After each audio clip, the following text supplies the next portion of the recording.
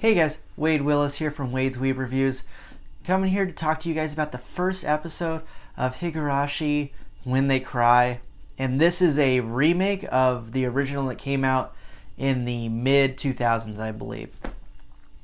Now, I did not see the original, and after this first episode, I really liked it a lot, so I'm probably just going to watch the original and then I will do these videos as they're coming out still.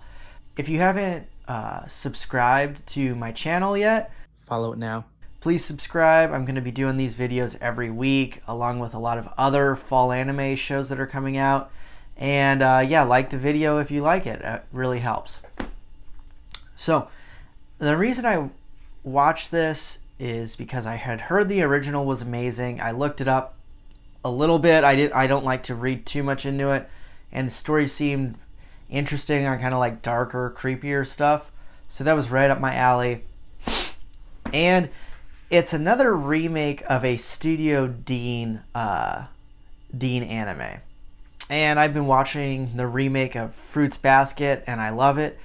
Not gonna lie, I wish the studio who was doing the Fruits Basket remake was doing this.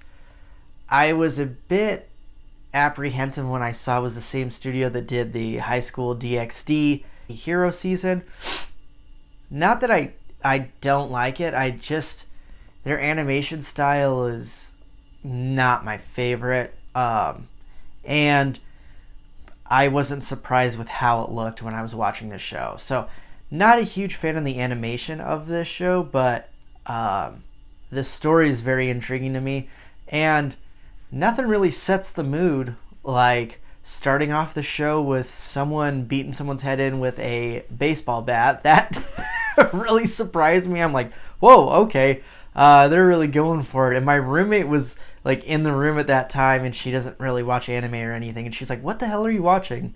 I'm like, I don't know. I didn't know it was going to go this beast mode in the beginning. And then it completely flipped and is like super, it was very like cheerful and kind of cheesy, like the humor and stuff.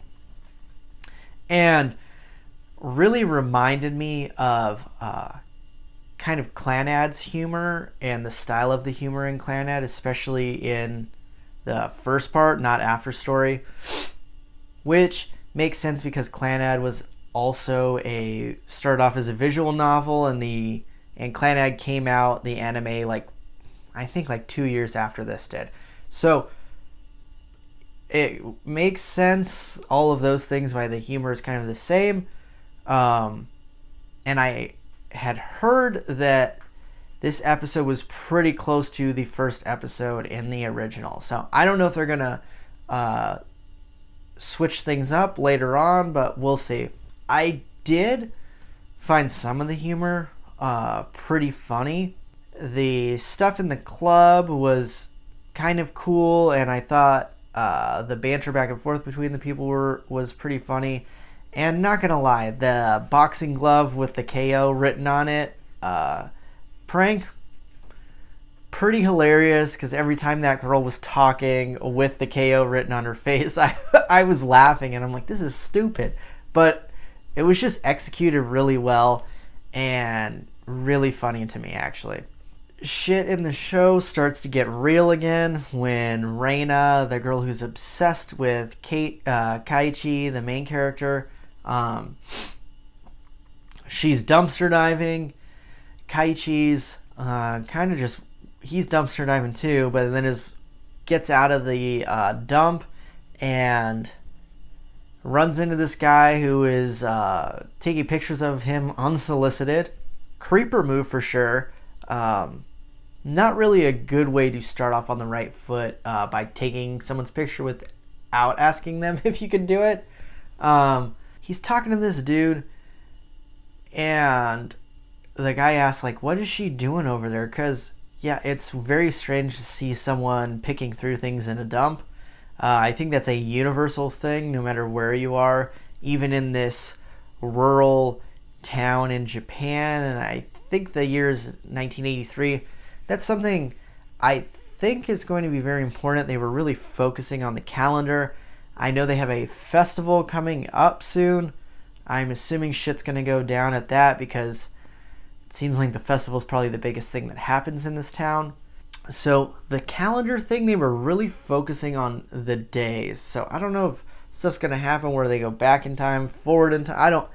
Something is important with the calendar, or the person making the show just really likes calendars. So that's gonna be a bit important, I think. They have a discussion. He's asking him, "Hey, like, what's this strange girl doing in the dump?" And he tells him like, "Oh, she might be looking for a dead body or something." Then the tone like switches, and I really like how they do this in the show, because it's like happy and cheerful, and then all of a sudden it's like, ooh, like, what the fuck? Like, what's going on here? And he's like, "Oh yeah, that was like super grisly. They're still looking for one of the arms." And you're like, "Wait, what?" So then the guy like dips out. So he asks Reina like, "Hey, did something happen here? Like an accident or something?" And she like, it's so interesting because when he's talking to her back and forth, she's kind of just like really over the top, like lovey-dovey kind of, like it's super cheesy. And then when he asks her that, she's just like, "I don't know." And he's just confused by that quick response, which yeah, shit's gonna get real pretty quick, I can tell. He goes on, he's found out this info, then he's talking to this girl with the green hair, who I think is the person we saw getting her head beaten in the very beginning of the show. I could be wrong, again, I have not seen the original, but it was a girl with the green hair getting her head smashed in, and there was some other dead body there. I think it was Reina, but who knows. So he asks her about like what went on, what's been going on with the town. She tells him how there was this big thing with the government wanting to put a dam around the area, but it would have flooded out the whole town, and the town had this big fight and was able to win against the government. Now that's a red flag, because a town of, what do they got, like 300 people max, probably not even that, somehow defeats the government. Something shady must have happened. Normally you would think there's some like organized crime situation, but like some mafia, or in this case Yakuza thing, they have some connections in Tokyo maybe. But I think something else happened, which we kind of are getting like the tip of the iceberg after this. And then he asks her if there was like any murders or anything, and then again, it's a normal conversation, and then it just flips, and she says, "Of course not." Again, these little things I was really enjoying in the show, and I'm like, all right, like this show's weird. I'm liking this. Animation, not a fan, not gonna lie. The humor, I like it more since they're going back and forth between the darkness and stuff. Like, I think it's gonna be cool having the contrasting. I think that can be kind of cool. I don't think the humor has aged particularly well, and maybe they will go away from that later on in the show, or maybe they're just gonna keep it like old school. So I'm not against it, but I'm also not a fan of like a big fan of the humor overall. He promised Reina earlier when she was dumpster diving that she found this doll thing, and she's like talking about how it's like at this fried chicken place, and she calls it Kente-kun, and I'm like, I don't know what the hell Kente-kun is, but she's really obsessed with Kente-kun. And he goes with her to the dump again and like surprises her, and her character's been shifting back and forth in this episode, like really cheerful, like kind of like almost ditzy at points, reminding me of like Nagisa from Clannad. And then at other points, how like animated and like cheesy she is reminds me of like Fuko, the Stargirl from Clanad. And then coming up, she reminds me of, I can't remember the girl's name, but I just refer to her as Big Tits McGee from School Days, the yandere girl from it. So she's very strange because just the fluctuations in her where she's like obsessed hardcore with the main character who I think she hasn't known that long. Maybe I missed something, but she's obsessed with him. Then is like kind of ditzy, spacing out, and then she's like also kind of a psychopath. So very interesting the changes in her. She's the most intriguing character to me by far in this show so far. But she's like startled, and like he told her that he was already going to go there. So she's in the zone about something. And then she can't get to it. He's like going through all this stuff for her. Then we see it's freaking Colonel Sanders. And I'm like, this is for Colonel Sanders? I guess he is maybe kind of cool in Japan, but we make fun of him over here in America for the most part. But that's cool. I do like KFC's chicken, though, not going to lie, even though it's probably the worst thing you can eat. But yeah, Kente-kun is Colonel Sanders. So he's going through. Somehow, I mean, we can see that it's right there, but it's taking him like, I mean, the way the sun changes, it changes like freaking 4 hours. He's having trouble getting to it. Reina leaves, and she's like, oh, I'm going to go get some tea.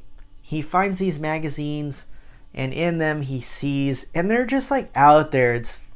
Something is weird about this town that these magazines almost were put there for him to find. I think by the weird voyeur photographer guy. I don't think Reina put them there. Maybe.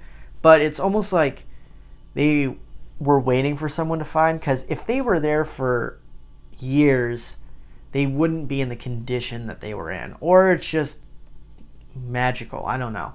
But I think someone put them there. And he finds out, yes, there was a murder.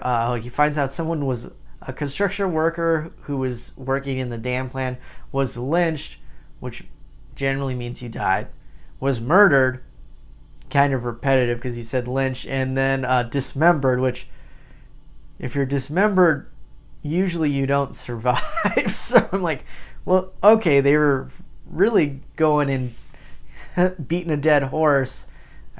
Pun intended, I guess. But yeah, on this. So he sees this, and then it pans out, and you see Yandere Reina just like looking all crazy, and she has like a katana ready to like slash the hell out of the main character. I don't think he's gonna die since he's the main character, or he becomes a ghost. Who knows what the hell's gonna happen here? And then it pans out, and guys, I've watched one episode. I don't have the names memorized. The girl with the blue hair, which probably is going to help you remember it easier than me saying names if you guys haven't watched this either. They pan out to her at the end after the credits, and you see like her eyes are all red, like she's like possessed. It's quite interesting. So overall, guys, this shit's crazy. I can not much I can say about it. I can see why people would really like this show and why the original is probably super popular. Again, I don't think the humor has aged super well, but maybe they're going to adjust it. Animation-wise, not a huge fan, but I kind of got over it. I watched the episode twice just so I can kind of like digest things before this video, but it bothered me a lot less the second time, so maybe when I'm watching 24 episodes of this, I'm going to be totally fine with it. I don't know. I am going to try to watch a few episodes of the original, and I might end up just binging that this weekend, and then it gives me another way to look at this when I'm making these episode reviews. But yeah, guys, I'd love to know what you guys think in the comments. If you guys are watching this video, did you see the original? How do you think this stands up to the original? And Did this episode sell you on watching more episodes? Hey guys, this is Wade Willis. Thanks for watching my video. Here's 2 other videos I think you might like, and don't forget to subscribe to my page.